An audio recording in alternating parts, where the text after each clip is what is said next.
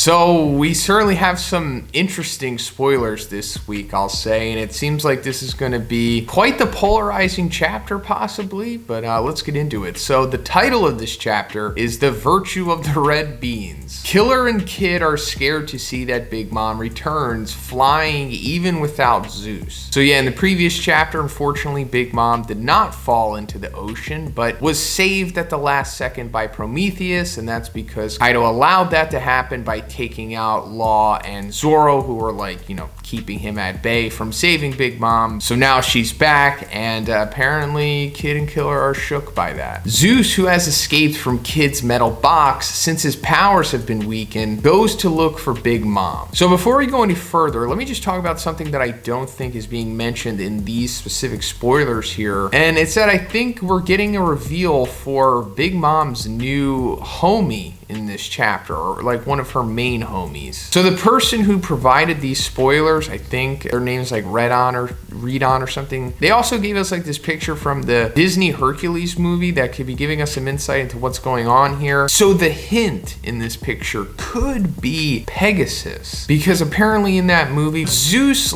created Pegasus out of clouds or something. And I thought that was interesting. So I went back to the previous chapter and I saw that after Prometheus is talking to Big Mom and asks her for something, the panel below that has Kid and Killer looking up to the clouds, and he says what's with these clouds? So given that juxtaposition there and the vague context coming from these spoilers, it's possible that Big Mom, with the suggestion of Prometheus, has made a new Zeus, but it's not Zeus, it's Pegasus, because Prometheus was just talking crap on Zeus before he asked her for something. So I guess this is going to be his new replacement. Not sure, just speculating at this point. Law teleports with Zoro and Zeus, leaving Luffy alone. Okay, so that's interesting as well. Luffy requested this at the end of the previous chapter when he said he's just basically going to take on Kaido by himself at this point, since he quickly figured out how to incorporate Conqueror's Haki into his attacks, and Zoro is pretty much done anyway, or at least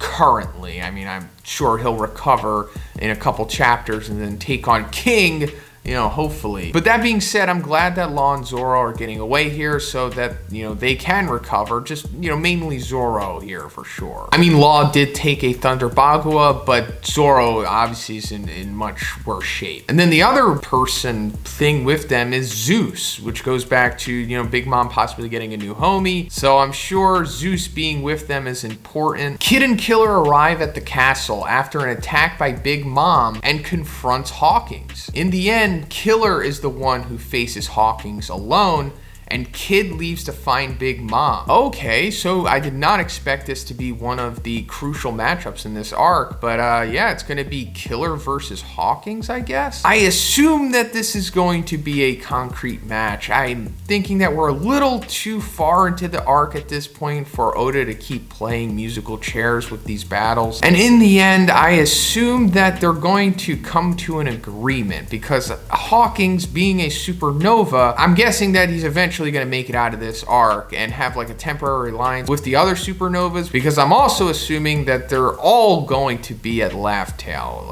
in the final arc. And then Kid leaves to find Big Mom. Does that mean that he's going to fight Big Mom by himself? I highly doubt it. I'm sure he'll try to attack her or something, but there's no way that Kid can solo Big Mom right now. I mean, he is pretty powerful, as we saw in the last couple chapters, but definitely not strong enough to defeat her by himself, at least without some serious plot intervention. Page 1 chases Nami, Usopp, and Tama. So we're back to this. This is still going on. Tama goes to the live floor to give an order to the gifters, who have eaten her kibidango. This way, she will end her role in the war. Usopp manages to slow down stop page 1. While they are running, Nami, Usopp, and Tama meet Big Mom. Nami and Usopp are terrified. Tama calls her Olin and talks to her in a friendly way. Big Mom is friendly to Tama. Prometheus says that she has entered her special mode. The leaker doesn't say the name. That only comes out with children under a certain age. Again, the leaker doesn't say the number. So this is quite the development here. Another mode change with Big Mom. So this definitely caught me off guard at first, but then I thought about it more and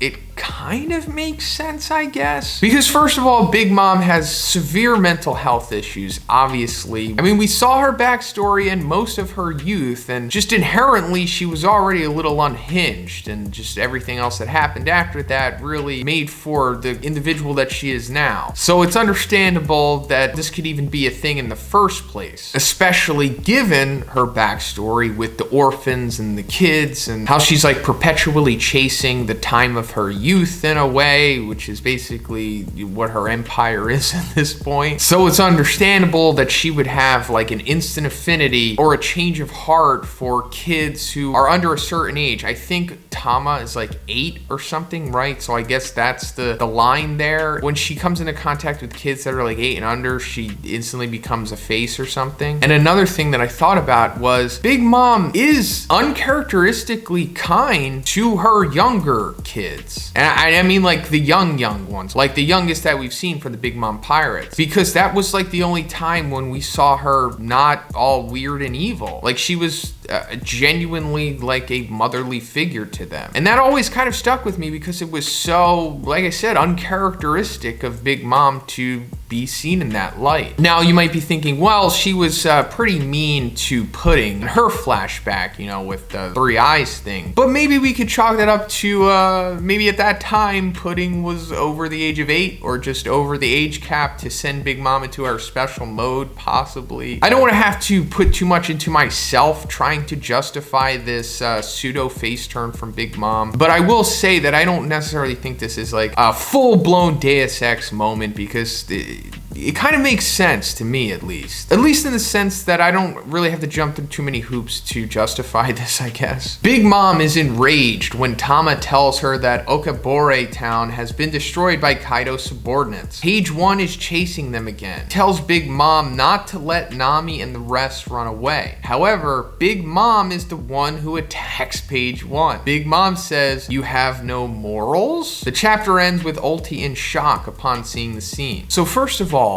Big Mom, do you have morals? Now this right here is certainly uncharacteristic of Big Mom, because she's certainly come across as an individual who definitely has no morals, or at least in the traditional sense. I'm not going to chastise this too much, but I will say that Big Mom has certainly killed children in her time. Whether directly or indirectly, she has definitely committed crimes against humanity that have involved children. But pretty funny that Page 1 is getting attacked here. That might legitimately take him out, but that would be a little cheap, right? Because Usopp and Nami kind of need that win, unless it's going to be Ulti that they take out. I mean, I'm assuming that they got to take out one or the other, or both. And yes, they are extremely outpowered by Ulti in Page 1, but at the same time, they've taken down opponents that were way stronger than them in the past. So I was hoping that this would be like their huge, massive wins, but now with Big Mom's minor face turn, I'll say, I'm not really sure what's going to go on here, but then we did have Kid set up as a potential opponent there, so maybe Kid comes back into the fray and does something against face Big Mom or something. Not really sure what to make of this yet,